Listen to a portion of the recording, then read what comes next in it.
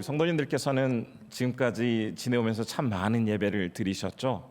그 많은 예배 중에서 특별히 기억에 남는 예배다라고 한다면 어떤 예배가 있으십니까? 저 같은 경우는 여러 예배가 있었지만 특별히 지금도 잊지 못하는 한 예배가 있습니다. 바로 제가 미국에 잠시 머물 때 드렸던 그 미국인 교회에서 드렸던 예배인데요. 영어로 설교하시는 목사님의 그 말씀을 제대로 이해할 수는 없었지만 그럼에도 저희 가족이 그 미국인 교회에 갈 수밖에 없었던 것은 그 교회에서 진행하고 있는 중국인 그 선교 사역에 동참을 하고 있었기 때문입니다. 참 낯선 땅에서 낮아질 대로 낮아진 그 마음으로 드리는 예배이다 보니까 그 찬양을 드릴 때도 그냥 그 가사 하나에 눈물이 흐르게 되고 기도를 할 때나 또 말씀을 들을 때나 참 하나님의 풍성한 은혜를 경험할 수 있었던 것 같습니다. 그리고 그 예배는 곧 한 주를 살아갈 수 있는 힘이 되었기 때문에 그 예배를 기다리게 되고 또 예배를 통해서 받은 은혜를 가지고 살아가면서 참 감격 있는 그런 예배를 드렸던 것 같습니다. 문화도 다르고 언어도 달라서 분명히 한계가 있었음에도 불구하고 예배드리는 마음이 간절하다 보니 하나님께서 풍성한 은혜를 내려주셨던 것 같습니다. 아마 우리 성도님들께서도 이와 비슷한 예배에 대한 특별한 감격과 지금도 잊을 수 없는 그런 예배의 모습들이 존재하고 계실 텐데요. 오늘 우리가 함께 읽은 히브리서 11장 4절의 말씀은 바로 하나님께 제사를 드렸던 두 사람, 즉 가인과 아벨의 제사에 대한 이야기입니다. 가인은 농사를 짓는 사람이었고 아벨은 목축업에 종사하는 사람이었죠. 두 사람은 열심히 자기 일을 해서 그 농사를 짓고 또 목축업을 해서 얻은 그 물건을 가지고 하나님 앞에 나와 제사를 드렸습니다. 그러나 하나님은 형의 제사는 받지 않으시고 동생 아벨의 제사만을 받으셨던 그 구약 사건을 지금 히브리서 기자가 다시 한번 언급하면서 믿음으로 아벨은 가인보다 더 나은 제사를 드렸다라는 그런 예배에 대한 평가가 오늘 본문 속에 기록되어 있습니다. 아벨이나 가인 모두 하나님 앞에 나아가서 제사를 드린 것은 동일한데 그들의 어떤 행동이 이러한 서로 상반된 평가를 가지고 왔을까? 우리는 이 말씀이 있는 창세기 4장 말씀을 한번 다시 살펴보면서 그 이유를 발견해 보고자 합니다. 제가 창세기 4장 3절에서 5절 말씀 한번 읽어보겠습니다. 세월이 지난 후에 가인은 땅의 소산으로 제물을 삼아 여호와께 드렸고 아벨은 자기도 양의 첫 새끼와 그 기름으로 드렸더니 여호와께서 아벨과 그의 제물은 받으셨으나 가인과 그의 제물은 받지 아니하신지라. 가인이 몹시 분하여 안색이 변하니. 지금 이 말씀에 의하면 두 사람 다 열심히 노력한 결과물을 가지고 와서 제사를 드린 것은 같았지만 가인은 그가 농사지은 땅에서 얻은 많은 결실 중에 하나를 가지고 온 것이라고 소개를 하고 있고 아벨은 자기가 키우는 그 가축 중에서 처음 태어난 첫 새끼를 가지고 와서 예배를 드렸다라고 분명히 그 차이를 설명하고 있습니다. 아벨의 제물이 가인과는 달리 첫 새끼였다라는 것을 성경이 분명하게 기록하고 있는 이유는 사람들에게 있어서 이 첫째 아들 혹은 첫째 가축의 새끼는 특별하고 소중하고 중요한 의미가 있는 일반 것과는 구별되어지는 다른 의미가 있었기 때문에 오늘 이 창세기 말씀 속에서도 아벨의 그 제물은 가인의 것과는 분명히 차이가 있었다라는 것을 지금 소개하고 있습니다. 어떻게 보면 두 사람이 드린 그 제사에 있어서 겉으로 보여지는 부분들은 상당히 비슷했을지 모르지만 그 제사를 드리는 마음가짐, 그 태도는 분명히 달랐기에 그 결과에 있어서도 하나님으로부터 서로 상반된 평가를 받게 되었던 것입니다. 그러면서 본문인 오늘 히브리서 11장 4절에서는 아벨처럼 정성스럽게 최선을 다해 예배하는 사람을 의로운 자라 하는 증거를 얻은 사람이라고 칭하고 있습니다. 이 말씀을 통해서 하나님은 그 지음받은 사람들이 주님 앞에 나와서 예배드리는 그 모습, 그 태도만을 가지고 그래 너희들이 참 얼마나 바쁜데 이렇게 나왔니? 참 대단하구나라고 하면서 흡족해 하시는 것이 아니라 그 사람이 어떤 마음을 가지고 어떤 자세로 예배를 참석하고 있느냐에 따라서 그 사람이 드리는 예배를 너무나 상반된 형태의 평가를 내리신다라는 것을 이 말씀을 통해서 우리가 살펴볼 수가 있습니다. 예배의 핵심은 내가 참여를 했느냐 안 했느냐 거기에 있는 것이 아니라 자신의 마음을 온전히 담아서 할 수 있는 최선의 자세로 주님 앞에 나아가서 예배를 드리고 있느냐 아니냐에 따라서 그 사람이 드리고 있는 예배에 대한 평가가 분명하게 갈리게 됩니다. 성경에 보면 수많은 사람들이 하나님 앞에 나와서 제사를 드리죠. 어떤 사람은 제사를 잘 드림으로써 그의 인생이 복된 인생이 된 사람이 있는 반면에 어떤 사람은 이 예배에 실패함으로써 철저히 망가진 인생을 살아간 사람들이 있습니다. 우선 가인과 같이 예배를 실패함으로써 그의 인생이 철저하게 망가진 인생의 대표적인 사람을 한번 이야기해 보라고 한다면 아마 많은 분들은 주저없이 사울의 이야기를 할 것입니다. 그가 왕이 되기 전까지는 참 겸손하게 하나님 앞에 나아가서 열심히 예배를 드렸습니다. 하지만 왕위에 오른 뒤에 그가 드리는 예배의 모습은 완전히 달라졌습니다. 특별히 그가 하나님 앞에 나아가서 큰 실수를 2번 하게 되어지는데 제사와 관련해서 그가 인생에 남겨진 그 2번의 오점, 한 번은 블레셋과의 전쟁을 하기 앞서 보여주었던 그 제사의 시간에 보여주었습니다. 그 제사를 드리고 이제 전쟁터로 나가야 되는데 어찌된 일인지 제사를 드릴 사무엘이 오지 않자 사울은 급한 마음에 자기가 먼저 그 제사를 진행을 해버립니다.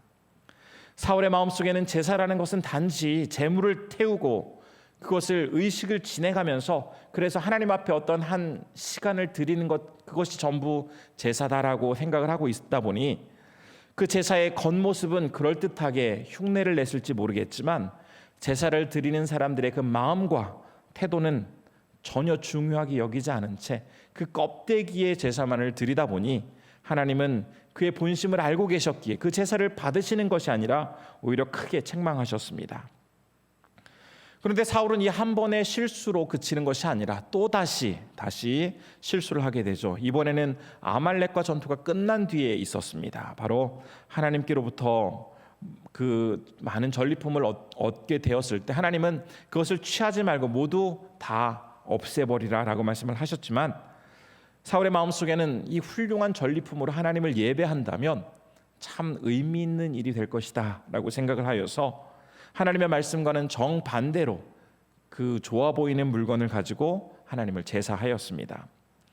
만일 하나님께서 제사를 겉으로 보여지는 그 행위, 화려하게 진행되어지는 그 의식에 큰 의미를 두셨더라면 아마 사울이 드리는 이 예배, 이 제사를 무엇보다 기뻐 받으셨겠지만 하나님께 있어서는 말씀대로 순종하며 나아가는 모습이 더 중요했기에 그 사울의 제사를 기뻐 받으신 것이 아니라 다시 그를 책망하시고 말았습니다. 이처럼 예배의 본질은 보기에 더 좋아 보이는 것, 더 화려한 것, 더 웅장하고 아름다운 것에 있는 것이 아니라 진실한 마음으로 하나님 앞에 나아가서 그분의 말씀에 순종하고 오직 주님께 내 모든 것들을 집중하며 나아갈 때 그 상태에서 드려지는 예배를 우리 하나님께서는 너무나 기뻐 받으신다라는 것을 사울은 간과했던 것이죠.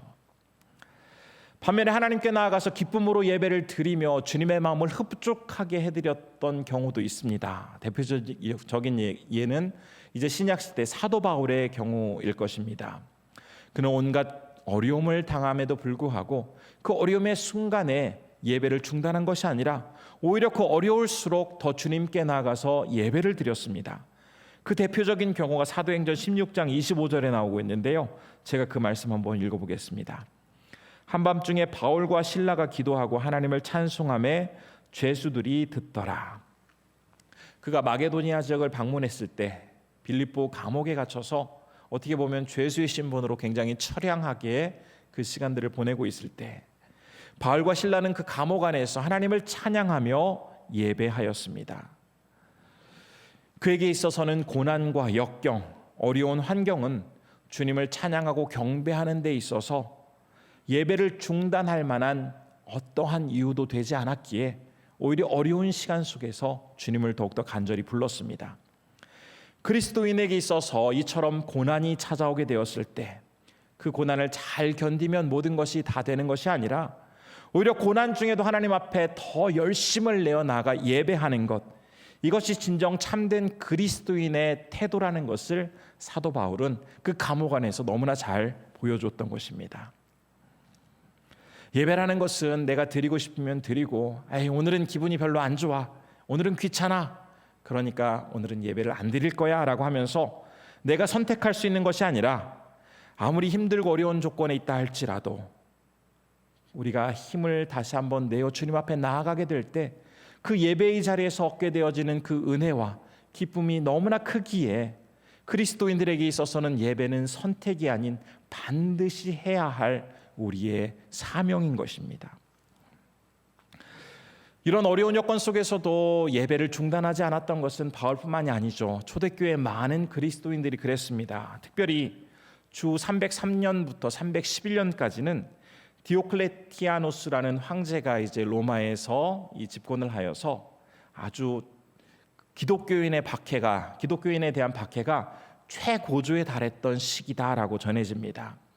교회 재산은 다 몰수되어지고 성경은 불태워지고 또 기독교인들은 다니던 직장에서 쫓겨나게 되고 예배를 드리던 그 장소는 폐쇄되어지고, 그러면서 로마에서 섬기는 그 신들을 섬겨야 한다고 강제적으로 그리스도인들에게 그 압력을 가했습니다.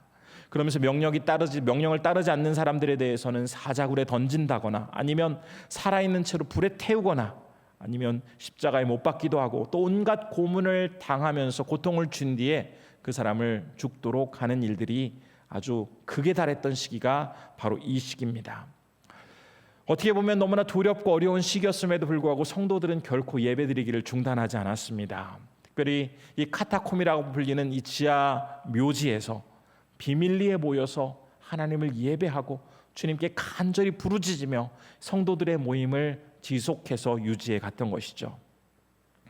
자신의 신앙을 지키기 위해서 삶의 많은 희생을 감수하면서도 하나님 경배하기를 결코 포기하거나 중단하지 않았습니다.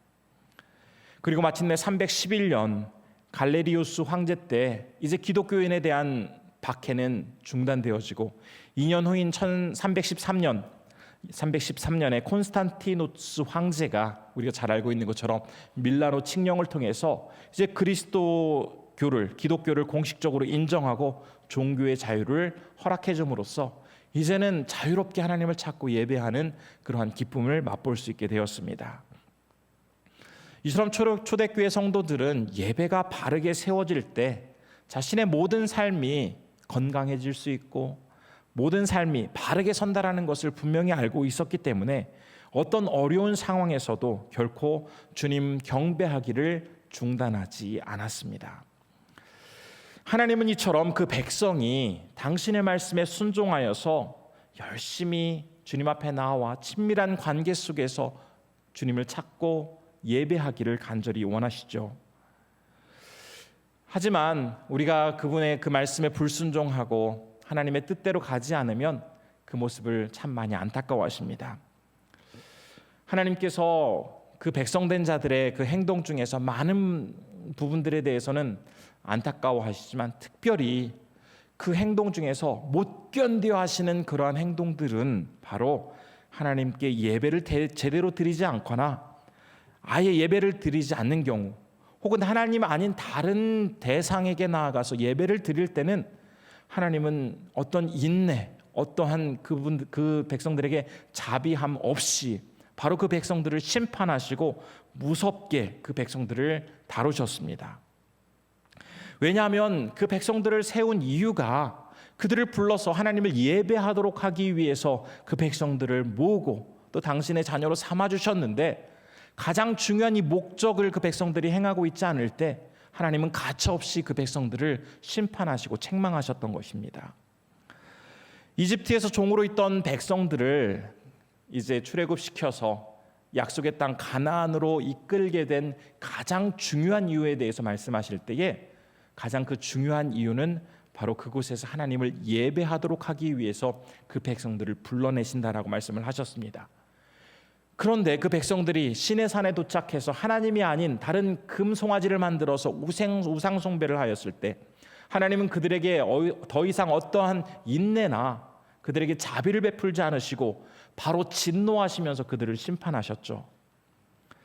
그 백성들에게 너무나 기대하는 것이 바로 예배였기 때문에 그 예배가 아닌 하나님에 대한 온전한 예배가 드려지지 않을 때 하나님은 그들을 향해서 분노하시고 그들을 가혹하게 심판하셨던 것입니다. 또한 가나안 땅에 백성들이 들어갔을 때 가장 먼저 하도록 요구하신 것이 그 땅에서 제사 드리도록 한 것을 본다면 무슨 일을 하든지 어느 곳에 있든지 주님의 자녀들이 예배를 하지 않는다면 그것은 하나님이 그를 선택한 목적대로 제대로 살아가고 있지 못하다라는 것을 너무나 잘 보여준다라는 것을 우리는 이 말씀을 통해서 확인해 볼 수가 있겠습니다. 이처럼 우리 하나님은 그 백성들이 정성껏 드리는 예배를 너무나 소중히 여기시고 그것을 기뻐 받아주십니다. 사실 그런데 이제 하나님께 나아가서 경배할 때 참으로 다양한 형태로 우리는 예배하게 되죠. 우리가 이제 주일 오전 예배처럼 정해진 순서에 따라서 전통적으로 드려왔던 그런 형식을 따라 드리는 그런 예배도 있을 수 있고, 또 이제 젊은 사람들이 많이 드리고 또 열린 예배라고 하면서 드리는 그런 예배, 찬양을 많이 한 뒤에 이제 또 말씀과 기도로서 더 은혜를 충만하게 경험하는 그런 예배의 형태도 있습니다. 또 여러 가지 제한으로 인해서 우리가 코로나 기간에 경험했던 것처럼 이제 화면을 통해서 온라인을 통해서 예배를 드리는 그러한 시대도 우리는 경험을 하였습니다. 참 이처럼 시대가 변하고 기술이 발달함에 따라서 또 사회의 문화가 변함에 따라서 이 예배의 모습들은 정말 다양하게 변해가고 있습니다. 그러다 보니 이제 교역자들도 어떻게 하면 우리 성도님들이 더 하나님의 은혜를 깊이 경험할 수 있는 이런 감격 있는 예배, 은혜로운 예배가 될까라고 하면서 그 예배의 형식에 대해서 고민하고 또 이렇게 바꿔보기도 하고 이렇게 많은 기도를 통해서 좋은 예배를 찾아보기 위해서 참 많은 노력을 기울이고 있습니다. 그렇지만 무엇보다도 중요한 것은 예배를 드리는 그 예배자의 중심, 이것만큼은 결코 흔들려서는 안 됩니다. 그 중심이 어디를 향해 있고 누구를 바라보고 있고 무엇에 집중하고 있는지 이것은 절대로 변해서는 안 된다라는 것입니다.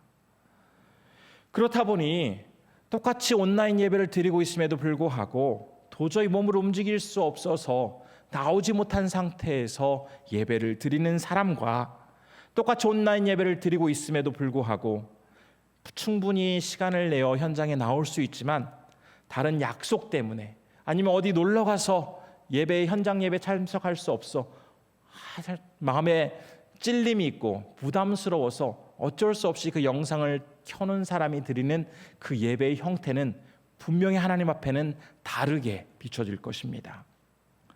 물론 그렇다고 해서 이 현장에 와서 수시로 졸다가 시계만 보다가 끝나기가 무섭게 가는 사람들의 그 예배가 올바른 예배라고는 할 수 없을 것입니다. 그러나 분명한 사실은 우리가 어떤 형태로 예배를 드리든 그 예배는 하나님 앞에 우리가 드려야 할 정말 중요한 태도이고 마땅히 드려야 할 모습이기에 적당히 대충 그냥 참여만 하며 보내서는 안 된다라는 것입니다. 하나님이 너무나 소중하게 여기시는 이 예배의 시간, 그 시간인 만큼 이 시간을 통해서 놀라운 역사가 부어지기 때문에 우리는 그 시간을 함부로 보내서는 안 되고 찬양과 기도와 말씀을 통해 다시 한번 주님의 약속을 기억하며 그분의 능력을 확인하는 시간이 바로 예배 시간이기에 우리는 결코 그 시간을 소홀히 보내서는 안 됩니다. 또한 막혔던 것이 뚫리고 억눌렸던 것이 다시 회복되어지는 문제의 답을 얻는 시간이 바로 이 예배의 시간이기에 우리는 결코 이 시간을 졸면서 아무렇지도 않게 그냥 때우는 식으로 예배 시간을 보내서는 안 되는 것입니다. 그렇다면 우리는 과연 하나님이 원하시는 그 예배, 기뻐하시는 그 경배의 모습을 어떻게 하며 나아갈 수 있을까요? 절대 예배에 빠지지 않겠다라고 하면서 굳은 의지를 가지고 피곤한 몸을 이끌고 자리를 지키는 것, 그것이 하나님이 원하시는 진정한 예배자의 모습일까요? 오늘 본문인 히브리서 11장 4절에서는 바로 아벨처럼 하나님이 원하시는 더 나은 제사, 더 나은 예배를 드리는 사람을 일컬어서 의로운 사람, 즉 의로운 예배를 드리는 사람이라고 소개를 하고 있습니다. 그런데 한번 우리 자신들의 현 주소를 생각해 보자면, 우리가 의로운 모습으로 하나님 앞에 나아가서 예배를 드릴 수 있을까라는 그러한 질문을 해보게 되죠. 너무나 부족하고 죄 많고 불결한 우리가 무슨 수로 의의 예배를 드릴 수 있을까요? 아무리 굳건한 의지를 가지고 대단한 각오를 가지고 와서 앉아있다 할지라도 그 사람은 의로운 사람이 아니기에 주님 앞에 의로운 예배를 드릴 수가 없습니다. 그렇지만 나의 모든 죄를 깨끗하게 씻어주신 우리 주 예수 그리스도를 의지하여 정말 겸손한 마음으로 주님을 바라보며 그 예배의 자리에 나아갈 때 그 예배는 의의 예배가 될 수 있는 것입니다.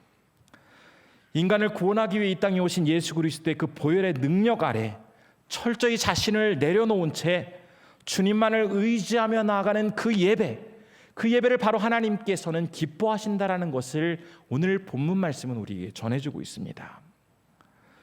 성가대에 화려하고 멋진 찬양이 있고 은혜로운 기도가 주어지고 또 목사님의 멋진 말씀이 있는 그 예배가 하나님이 원하시는 멋진 예배가 아니라 예수 그리스도의 보혈의 능력을 철저히 의지하며 주님 앞에 나아가서 그분과 동행함을 경험하고 그분을 의지하며 나아가는 그 태도가 있는 예배, 그러한 모습을 가진 예배자가 진정 주님이 원하시는 예배를 드리는 사람들이라는 것을 우리는 다시 한번 이 말씀을 통해서 깨닫게 됩니다. 이렇게 예배를 드리는 사람들의 모습은 어떨까요?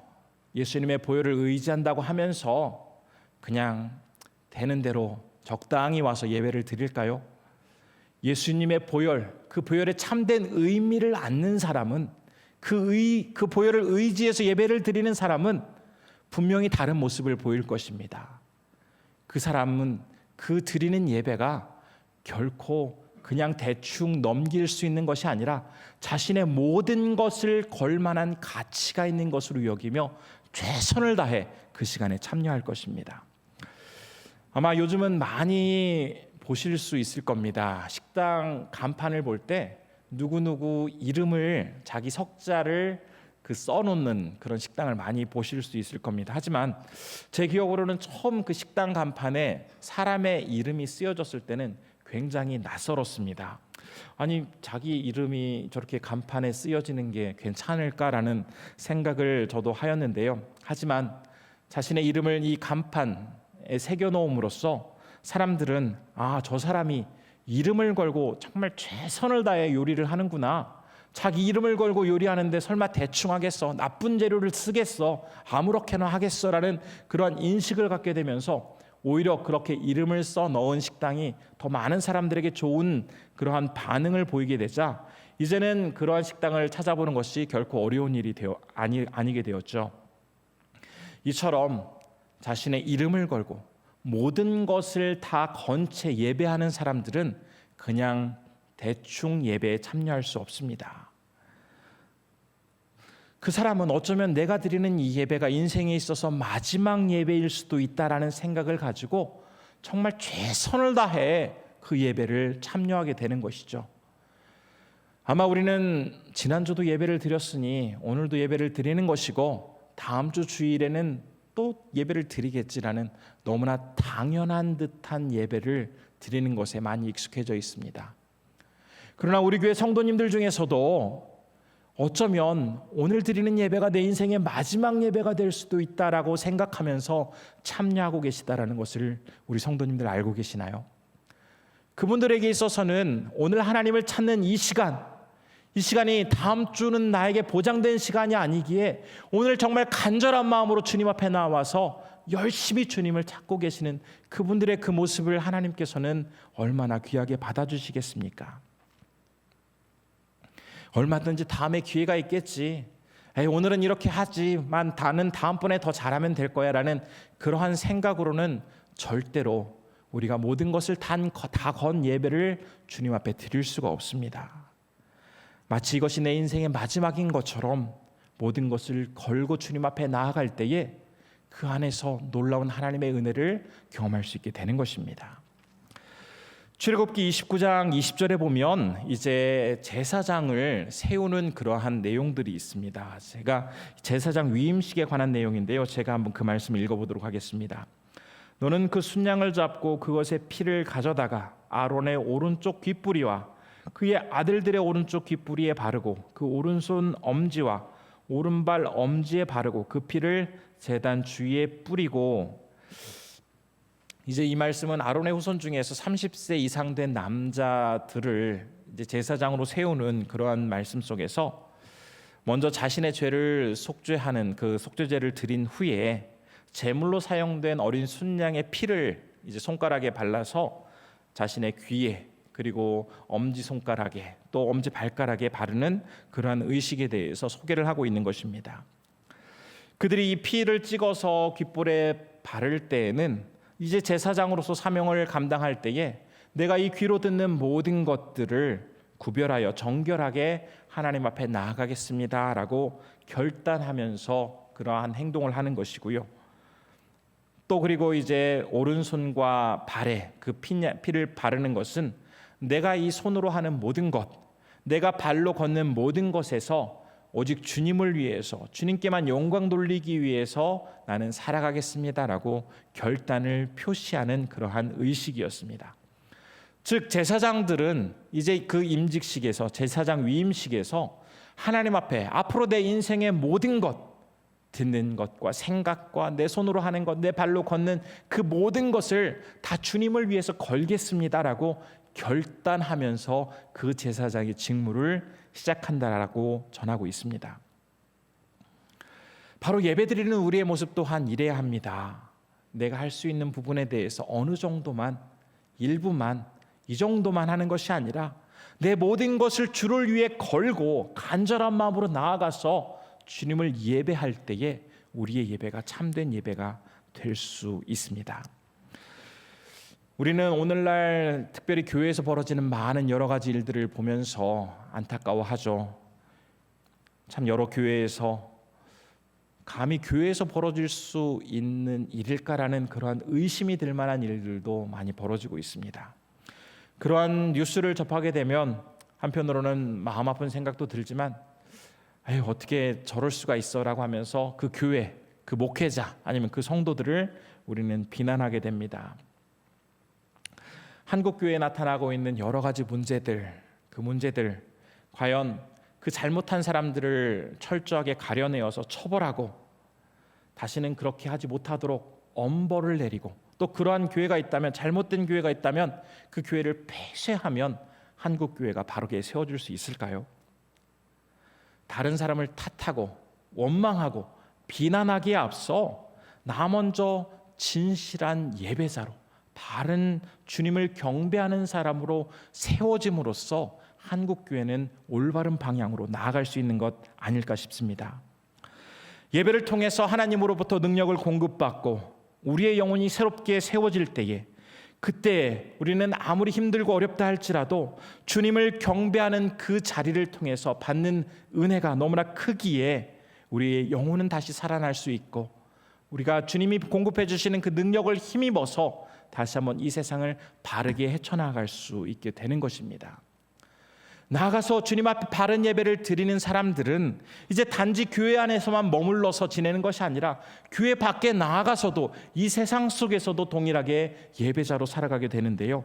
이 세상 속에서 어떻게 살아가야 하는지 로마서 12장 2절은 이렇게 증거하고 있습니다. 제가 한번 로마서 12장 2절 말씀도 읽어보겠습니다. 너희는 이 세대를 본받지 말고 오직 마음을 새롭게 함으로 변화를 받아 하나님의 선하시고 기뻐하시고 온전하신 뜻이 무엇인지 분별하도록 하라. 바울은 바로 12장 1절에서 너희들이 하나님이 기뻐하시는, 너희들의 몸을 하나님이 기뻐하시는 거룩한 산 제사로 드리라라고 이야기한 뒤에 그렇게 산 제사로 드리는 사람들의 삶이 어떠해야 하는지 로마서 12장 2절에서 지금 이렇게 소개를 하고 있습니다. 사실 이스라엘 백성들은 이제 가나안 땅에 정착하면서 비로소 국가다운 면모를 갖추어 나가기 시작했죠. 하지만 계속되어지는 정복과 또 영토 확장, 그 자신들의 영역을 구축해가는 과정 속에서 참 여러 가지 갈등과 또 어려움들을 겪어야 했습니다.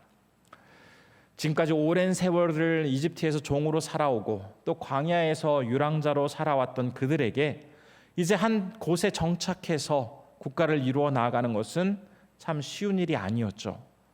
더군다나 그들에게 많은 도전이 되었던 것 중에 하나는 이미 그곳에서 자리 잡고 있었던 가나안 사람들의 기술과 문화와 종교, 사회, 이러한 것들은 자신들이 과거에 경험하지 못했던 상당히 앞섰던 것들, 또 대단한 것들이 많이 있었기 때문에 그 백성들에게 있어서는 상당히 커다란 유혹이 되었습니다. 모세도 이 사실을 잘 알고 있었기 때문에 이제 백성들을 향해서 너희들이 가나안 땅에 들어가서 반드시 해야 할 일이 있다라고 설교를 하면서 그 땅에 들어가서 있는 사람들, 그리고 그 사람들에 속한 것들, 그 문화들을 반드시 다 없애도록 하라라고 그렇게 이야기를 했습니다. 그러나 이제 백성들이 막상 들어가서 정착을 하면서 보니까 실제로 없애기에는 너무나 아까운 것들이 많이 존재하였습니다. 그러면서 하나둘씩 적당히 타협하게 되었고, 그러면서 이스라엘 백성들의 이 역사는 자연스럽게 사사시대로 넘어가게 되었습니다. 그런데 우리가 잘 알고 있는 것처럼 이 사사시대에는 역사상 하나님의 백성으로서 이스라엘 백성들이 그 주님의 백성의 특징이 가장 연하게 나타났던 시기가 바로 이 사사시대입니다. 그들은 이 가나안 땅에 들어가서 그 땅에 존재하고 있었던 이 세상의 문화, 그리고 하나님의 백성으로서의 그 정체성, 이것이 서로 혼합된 채 어떤 것 하나 제대로 색깔을 내지 못하였기에 바로 이 사사시대에는 이스라엘 백성들에게 있어서는 역사상 가장 그 색깔이 모호했던 시기였습니다.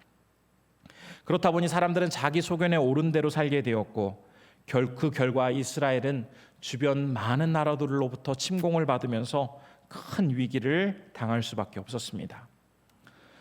이 사사시대가 우리에게 주는 중요한 교훈이 있습니다. 바로 주님의 자녀된 사람들은 이 세상과 적당히 혼합된 채 이 세상 속에서 그 모습을, 하나님의 자녀로서의 모습을 분명히 나타나지 않으면 오히려 더 세상에서 잘 살아가는 것이 아니라 마치 이스라엘 백성들이 사사시대에 그들의 정체성을 분명하게 드러내지 않음으로써 결국 그 주변의 나라들로부터 많은 위기와 어려움을 당했던 것처럼 그리스도인들 역시 이 세상 속에서 적당히 타협하며 살아가다 보면 큰 위기와 어려움을 만나게 된다는 것입니다. 세상 속에서 살아가고는 있지만 그곳에서 벌어지는 많은 것들을 흠모하고 있거나 나도 저렇게 돼봤으면 좋겠다, 나도 저 위치에 올라가 봤으면 좋겠다, 나도 저 사람처럼 되었으면 좋겠다라고 생각하며 살아가는 것이 그리스도인들이 아니라 분명히 세상의 사람들과는 다른 모습을 보임으로써 우리의 삶 속에서 동일하게 예배드리는 자로서의 그 정체성이 선명하게 나타나도록 해야 한다는 그러한 말입니다. 유진 피터슨이라는 분은 이제 성경을 많은 사람들이 좀 더 편안하게 접할 수 있도록 하기 위해서 이 메시지 성경이라는 그러한 책을 썼습니다. 그 중에서 로마서 12장 2절 말씀은 이렇게 전하고 있는데요. 제가 그 부분을 읽어보도록 하겠습니다. 문화에 너무 잘 순응하여 아무 생각 없이 동화되어 버리는 일이 없도록 하십시오. 대신에 여러분은 하나님께 시선을 고정하십시오. 그러면 속에서부터 변화가 일어날 것입니다. 그분께서 여러분에게 바라시는 것을 흔쾌히 인정하고 조금도 머뭇거리지 말고 거기에 응하십시오. 여러분을 둘러싸고 있는 문화는 늘 여러분을 미숙한 수준으로 끌어낮추려 하지만 하나님께서는 언제나 여러분에게서 최선의 것을 이끌어내시고 여러분 안에 멋진 성숙을 길러주십니다.